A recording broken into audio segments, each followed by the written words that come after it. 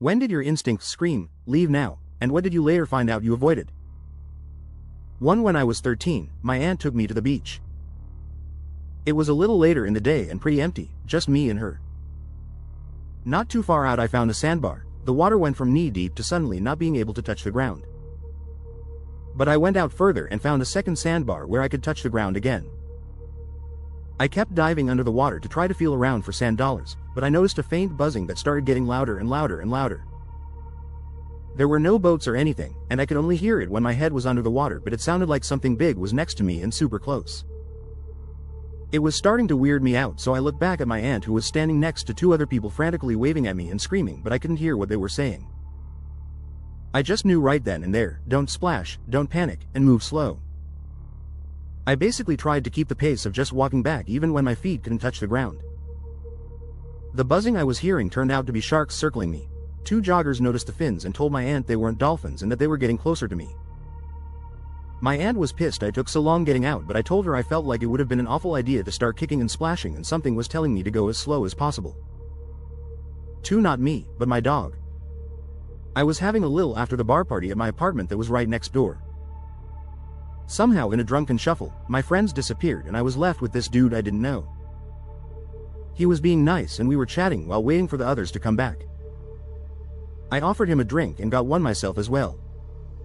I thought he seemed odd, so I was texting my friends to hurry up. But then my sweet, timid, but large dog started barking and growling at this man like I'd never heard before or since. I told the guy to get TF out, and when he got irritated, I said, if the dog says you're out, you get out.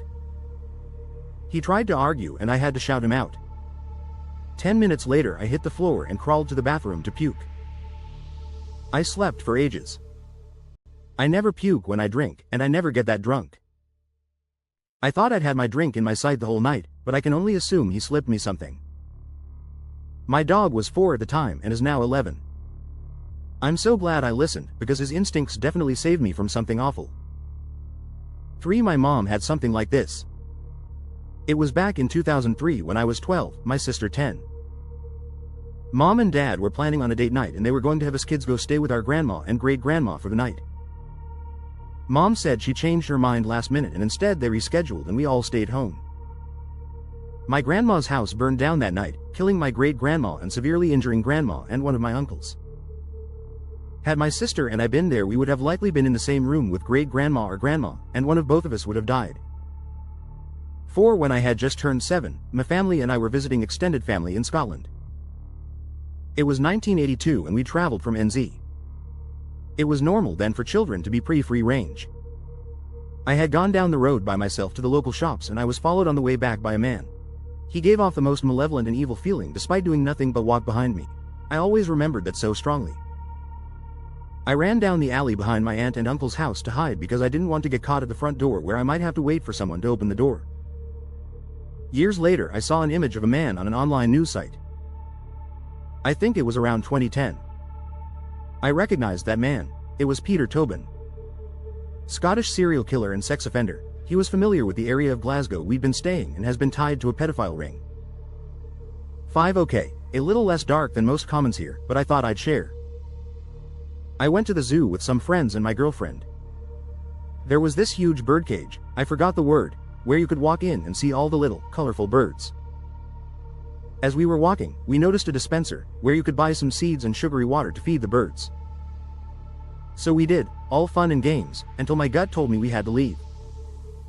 I took my GF's hand, and we made our exit, and 2 minutes later, so did my friends, who were now covered in bird poo. 6. I was an after party purely BC. My friend wanted to bang one of the dudes.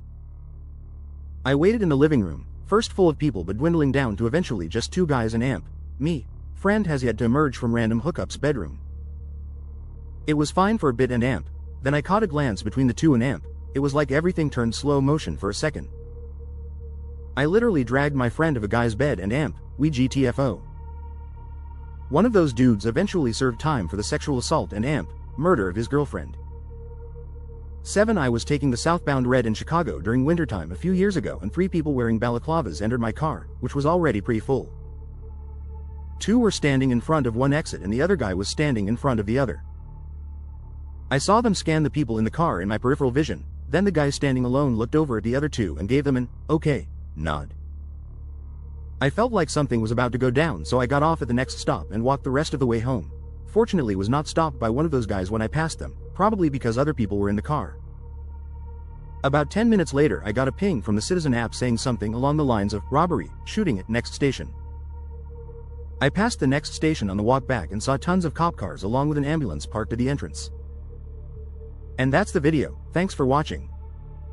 Hope you enjoyed hearing what Reddit had to say. Now tell me in the comments, when did your instincts scream, leave now, and what did you later find out you avoided? I'll see you in the next one.